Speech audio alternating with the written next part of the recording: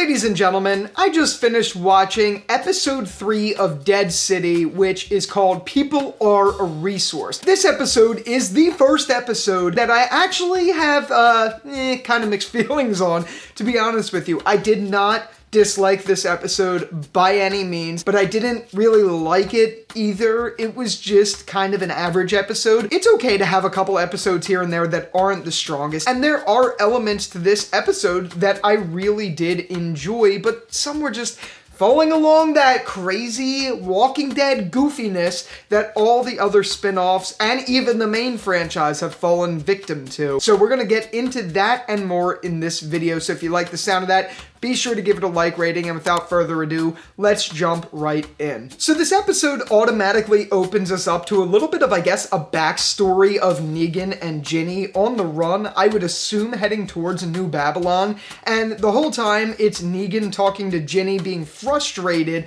because she won't speak, and they're looking for a little dinosaur toy. So we have Negan yelling at Ginny, essentially telling her that she needs to speak to survive, which makes perfect sense. And in fairness, he's kind of being like a foil for the audience here, because every time I see Ginny on screen so far, I've just been frustrated with the fact that she won't speak. So having Negan show that frustration has actually been really nice, I gotta say. I actually like that because, seriously, you can't survive in an apocalypse no matter what trauma you've gone through.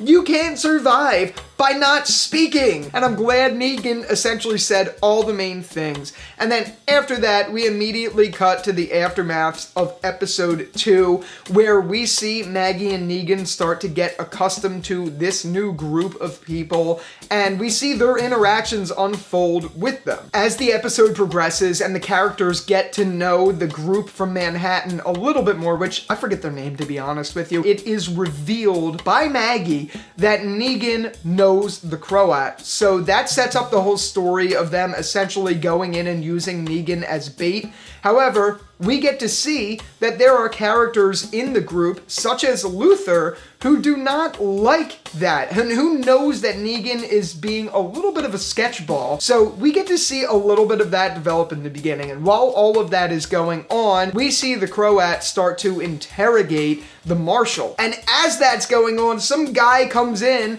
and is like talking to them, and the Croat realizes the food that he got served by that guy has maggots in it. So he does something insane where he puts the key down the guy's throat and then throws him over the balcony in Madison Square Garden, which is just, it was crazy. And of course the Marshal's sitting there chained up to the thing like, what is going on here? It was pretty crazy to see. And afterwards we get some more shots juxtapositioned with that of Maggie and Negan interacting with the rest of the group. We also get some cool shots of Maggie looking at old pictures of her and Herschel and some of the rest of the family like Otis and things like that. And then we got to see a drawing of Glenn, which was nice to see because it's been so long that we've seen Glenn. So we got to see that, and as that's going on, Negan comes up to Maggie and explains finally what happened to Annie, but I thought that didn't really make that much sense. Essentially the story we got is Annie went out for some scouting or something, and she got attacked by a group of guys, so Negan killed those guys, which is why I assume he's on the hunt from New Babylon. So because of that, he sends Annie on a train car with his son. He sends them out there on a train car alone when he was trying to protect Annie and the kid. I didn't get that, and I couldn't really get behind that thinking. And sure, I know there's some people that are going to be like, oh, it makes perfect sense. He's trying to save them and protect them. Sure, yeah, that's great and all, but it just, I don't know, it has me thinking, why would we have introduced Annie into the story for this goofy plot? I really don't think we're gonna end up seeing Annie this season. It doesn't seem like there is any setup for that there. This kind of just set up oh, that's what happened to them. They're kind of written off in a sense. I'd assume at some point in the run of Dead City, maybe we'll see them again, but It doesn't seem like they're going in that direction at all this season, which again just has me questioning, why would you introduce Annie in the first place in season 11 if not to tell a bigger story? Something felt off about that to me. I didn't really like it. And somewhere in there, as we're getting these conversations and we're getting the jump shots to the Croat and what's going on there, we see that Ginny decides to go to Manhattan, buy a freaking ice bath cooler thing. Like, come on, man. Like, okay, all right, this is where, to me, it starts to get a little goofy. It's not crazy, but okay, you're gonna float across the Manhattan River? You're gonna float across that in a freaking cooler? Like, really? Like, it's just a little silly. Like, I get it. She has to get there somehow, and technically speaking, that thing could probably keep her afloat, but you're putting a little girl in a cooler across the Manhattan River. Really, like, come on. There's nothing else you could have thought of. I just thought that was a little funky, especially how when we see Maggie and Negan go into Manhattan, there just for some reason was boats everywhere. But no, we have to use a cooler that was picked up from a couple dead guys. I didn't see the point of even showing that. Why not just show something different? And after that shot, we go back, I think. I'm not sure if this is in the same chronological order, but these are the events of the episode. We cut to the Croat putting the Marshal into the center of the boxing ring, which was in Madison Square Garden, and they're forcing him after him using methane, which we learned earlier in the episode is how the Croat is making energy. He's killing people and turning them into fuel, essentially, and like he brought up something about methane and blah, blah, blah, but regardless, they get the Marshal loaded up on methane, so he's all fuzzy and out of it and dizzy and all that stuff. And they put him in handcuffs to a pole in the center of the boxing match. And we see him having to fight off the walker who swallowed the key that the Croat killed earlier in the episode, which is a little goofy. And then the CGI there where we had the Marshal doing like karate moves as he's tied up. He's like tied up doing karate moves. And we see him like wrap the handcuffs over the walker and literally decapitate this walker with the key in it from his handcuffs, and then he goes in his guts and just easily finds the key. I don't know. Again, it's not the worst. It's not as bad as anything like Fear the Walking Dead's done or anything, but it's still just a little like, you probably could have done something a little different. I mean, I liked it. As I watched it, I was genuinely entertained, so I don't have necessarily a deep problem with it. But again, it was just a little goofy, like a little bit, gosh. But eventually, he gets the key out of the guts, and he frees himself. But no. Now we have more walkers coming in, so he has to use his shoe, which I just went to grab. He has to use his shoe and go, Like, that's all he did. He just used his shoe, and it wasn't a flip-flop, it was a boot, but he used his shoe to kill and obliterate walkers. Like, okay, all right. So anyway, he gets out of that, and as he's out of that, we see he goes back into the cell that he was in earlier in the episode, which, by the way, that setting was really cool.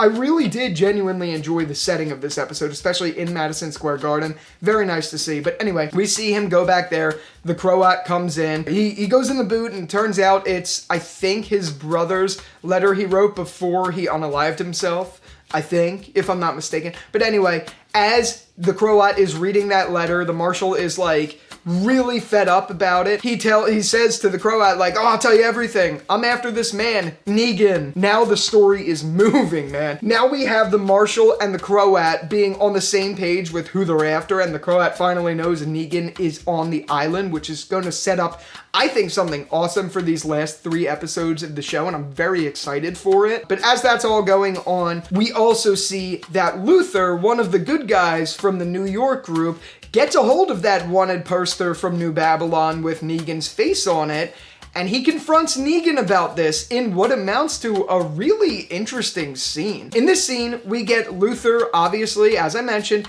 confronting Negan about the wanted poster, saying how Negan can't be trusted and all of that stuff, and he's a danger. So, of course, Luther is thinking for his group and saying, you need to get out of here. Like, we don't want any part of you. You can't be trusted. You already have proven that because you know the Croat. Like, get out of here. And of course, Negan warns him. He's like, don't make this turn into something it doesn't need to be. So, of course, Luther fights back and is like, nope, you gotta leave still. And Negan does something that it's still like gross. It's like, it's one of those things that just sticks with you, makes you go like, like it's something like that. Negan takes a cheese grater and grates the dude's face from his scar line, which, just talking about it, makes me just feel weird. Anyway, he does that, and then of course Luther like fights him a little bit, and Negan pushes him, and it just so happens that when he pushes him, Luther lands like perfectly on like some rebar or something and literally nails him right in the back of the head. So obviously he's impaled in the skull, but he's still alive, trying to push himself up. But Negan gets down and pushes him further down the rebar, killing him, which was a crazy thing and is going to set up what I think to be something truly interesting within the show. I'm sure we're going to get some of that. You can't just cover up someone who was a key player in that group being killed by Negan and not have it addressed. I'm sure it's going to be addressed. Oh, I forgot to mention, there was like some trash picker who found Ginny's doll with the dinosaur, and for some reason when she brings it back into the group, Maggie's like, whose is that? Like, as if she had any idea that Ginny had that exact dinosaur toy in fucking Manhattan.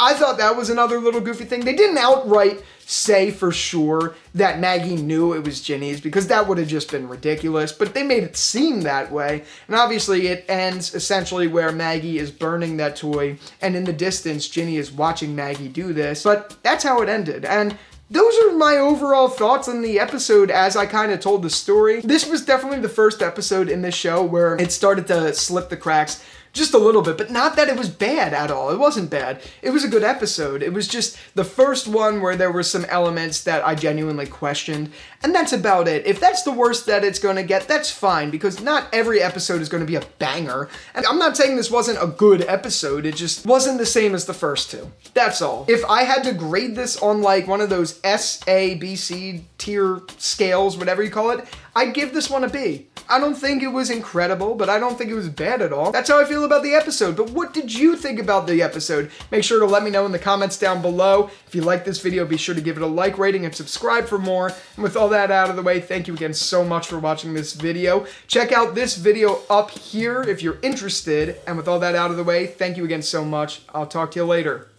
Peace out.